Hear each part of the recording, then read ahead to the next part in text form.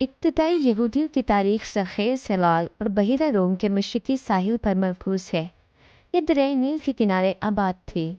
ان کے اطراف میں قدیم مصر، بابل، عرب کے ریگستان، کنعان کی زمین شامل تھی۔ کنعان وہ علاقہ ہے جو موجودہ اسرائیل، فلسطین، اردن اور لبنان کے علاقوں سے بنتا ہے۔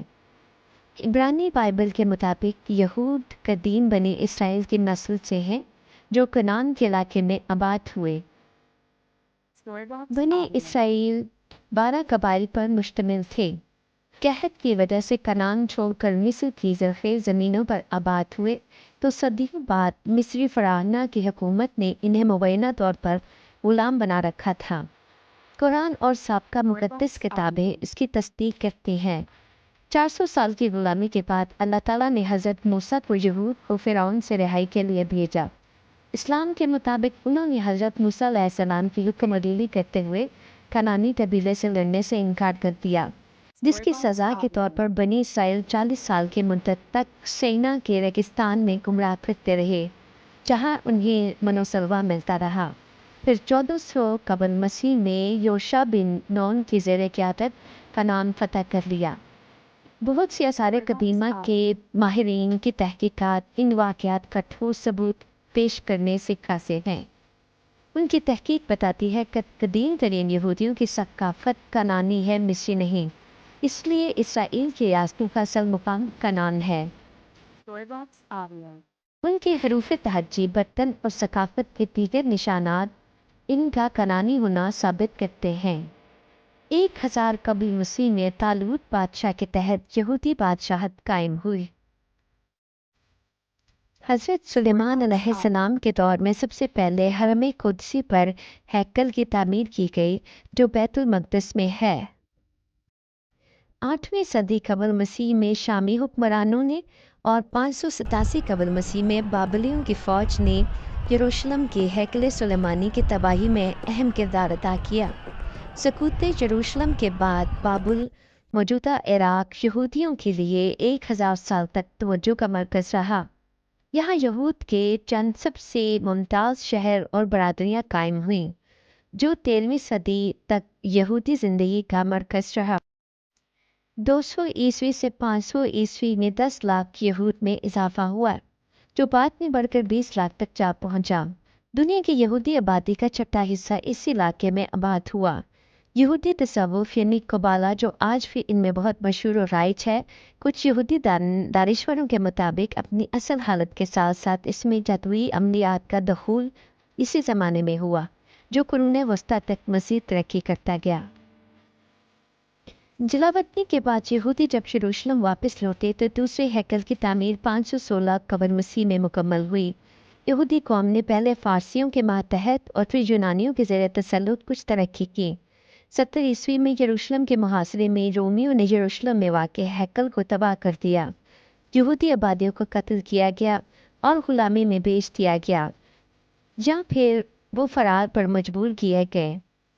محققین اور تاریخ نویسوں کا کہنا ہے کہ اس نقصان نے یہودی عقیدے کے بنیادی اساس کو بہت متاثر کیا۔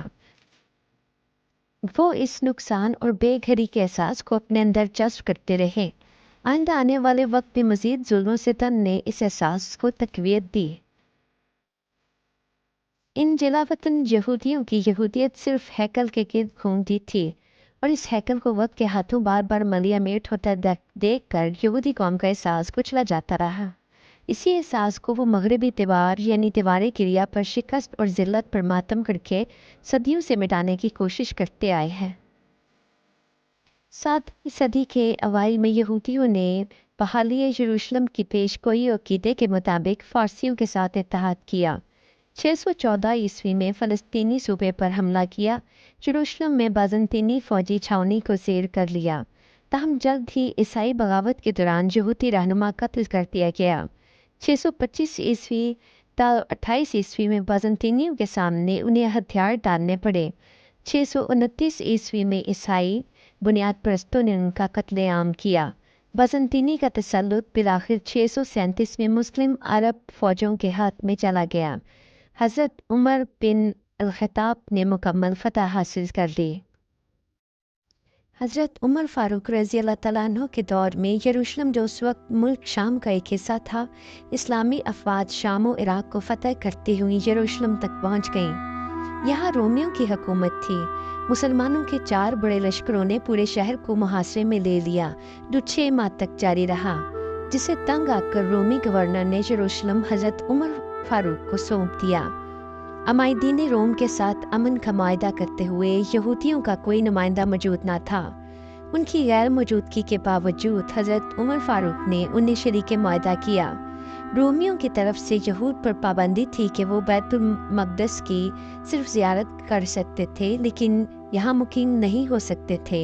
लेकिन हज़रत उमर फ़ारूक रज़ी अल्लाह तआला अन्हु ने उन्हें रहने का हक देते हुए अफ़ू दरगुज़र, मुरव्वत, रहमदिली और इस्लामी रवादारी की एक अजीम मिसाल कायम कर दी।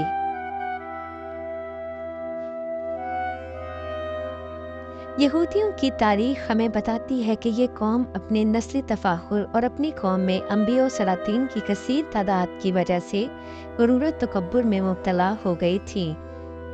जहाँ ये दुनिया की अफजल तरीन कौम में शुमार होते थे, गुरूर तकब्बुर की वजह से खुदा की नज़र से इस कदर गिरे कि उन पर कुरान करीम की ज़ुबान में मखसूब लफ्ज़ का इतलाक़ होने लगा।